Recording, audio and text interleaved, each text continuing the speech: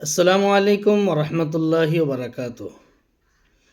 মহতৰম সামিঈন, আজি আমি আলোচনা কৰিম হুকুক সম্পৰ্কে। হুকুক দুই ধৰণৰ। প্ৰথম হ'ল হুকুকুল্লাহ। এয়া কেৱল আল্লাহ ৰাব্বুল আলামিনৰ হক, যেনে আল্লাহ ৰাব্বুল আলামিনৰ প্ৰতি ইমান আনা, আল্লাহ ৰাব্বুল আলামিনৰ ইবাদত কৰা, নামাজ, ৰোজা, হজ, জাকাত ইত্যাদি। ইয়াত যদি কাৰোবাৰ কোনো ধৰণৰ ত্ৰুটি থাকে, আল্লাহ ৰাব্বুল আলামিন ইচ্ছা কৰিলে ইমানৰ বাহিৰে বাকী ইবাদত গোটেইখিনি মাফ কৰি দিব পাৰে, আৰু ইচ্ছা কৰিলে মাফ নকৰি জবাবদিহিও কৰিব পাৰে। এয়া কেৱল আল্লাহ ৰাব্বুল আলামিনৰ লগত জড়িত। দ্বিতীয়টো হ'ল কি? হুকুকুল ইবাদা। হুকুকুল ইবাদা সম্পূৰ্ণৰূপে বান্দাহৰ হক। বান্দাহে মাফ কৰি দিলেহে আল্লাহ ৰাব্বুল আলামিন মাফ কৰি দিয়ে, অন্যথাই আল্লাহ ৰাব্বুল আলামিন হুকুকুল ইবাদতৰ ওপৰত কোনো ধৰণৰ হস্তক্ষেপ নকৰে। এতিয়া আপুনি যদি কাৰোবাৰ হক নষ্ট কৰি থাকে, বা মই যদি কাৰোবাৰ হক নষ্ট কৰি থাকোঁ, তেতিয়াহ'লে আপোনাক বা মোক প্ৰথমতে যিজন মানুহৰ হক নষ্ট কৰিছোঁ তেওঁৰ ওচৰত গৈ ক্ষমা খুজিব লাগিব। তেওঁ যদি মাফ কৰে তেতিয়াহে আল্লাহ ৰাব্বুল আলামিন মাফ কৰিব, নহ'লে আল্লাহ ৰাব্বুল আলামিন হুকুকুল ইবাদা, বান্দাৰ হক নষ্টকাৰীক কেতিয়াও আল্লাহ ৰাব্বুল আলামিনে ক্ষমা নকৰে। এই বিষয়ে মুছলিম শৰীফৰ 2581 নম্বৰ হাদিছত ৰসুলুল্লাহ সাল্লাল্লাহু আলাইহি ওয়াসাল্লামে সাহাবায়ে কেৰাম ৰিদৱানুল্লাহি তাআলা আলাইহিম আজমাইন সকলক মুফলিছৰ বিষয়ে সুধিছিলে। মুফলিছ বুলিলে তোমালোকে কি বুজা? তেতিয়া সাহাবায়ে কেৰাম ৰিদৱানুল্লাহি তাআলা আলাইহিম আজমাইন সকলে উত্তৰ দিছিলে, ইয়া ৰাসূলুল্লাহ, মুফলিছ বুলিলে আমি সেইসকল মানুহক চিনি পাওঁ যাৰ লগত কোনো ধৰণৰ টকা পইচা নাই, সা সম্পত্তি নাই, তেওঁলোককে আমি মুফলিছ বুলি ভাবোঁ। তেতিয়া ৰসুলুল্লাহ সাল্লাল্লাহু আলাইহি ওয়াসাল্লামে কৈছিলে, নহয়, আচলতে মুফলিছ সেইসকল ব্যক্তি যিসকলে দুনিয়াৰ বুকুত নামাজ, ৰোজা, জাকাত ইত্যাদি সম্পূৰ্ণৰূপে পালন কৰি আহিব, কিন্তু তেওঁলোক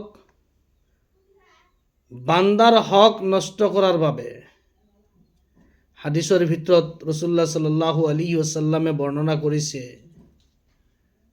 ওয়ায়াতি قد شتم هذا وقذف هذا واكل مال هذا وسفك دم هذا وضرب هذا।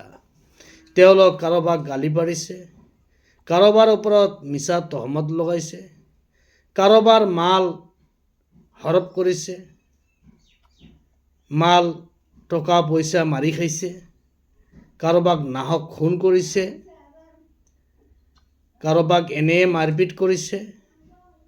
সেইবোৰ কাম কৰি অহাৰ পিছত কিয়ামতৰ দিনা আল্লাহ ৰাব্বুল আলামিন তেওঁলোকৰ ভাল কামখিনি আল্লাহ ৰাব্বুল আলামিন যিসকল বান্দাৰ হক নষ্ট কৰিছে তেওঁলোকক দিব, আৰু তেওঁলোক সেইদিনা জান্নাতত যাব।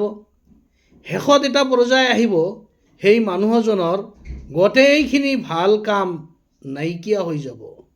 তেতিয়া যিসকলৰ হক নষ্ট কৰিছে তেওঁলোকৰ গুনাহ এই মানুহজনৰ মূৰত দিয়া হ'ব, তেওঁলোকৰ গুনাহ সেই মানুহজনে ল'ব, আৰু শেষত এই মানুহজন কোনো ধৰণৰ ভাল কাম নথকাৰ বাবে জাহান্নামলৈ গুচি যাব।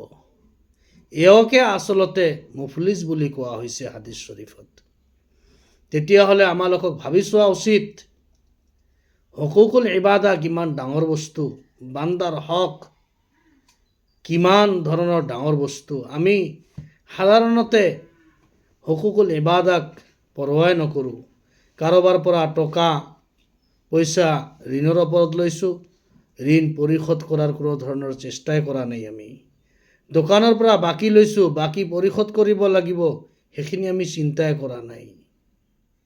সেয়েহে দুনিয়াৰ বুকুত বাচি থাকোঁতেই আমি যদি কাৰোবাক কিবা ধৰণৰ কষ্ট দি থাকোঁ, সেই মানুহজনৰ ওচৰত গৈ ক্ষমা খুজি মাফি তালাফি কৰা আমালোকৰ কৰ্তব্য।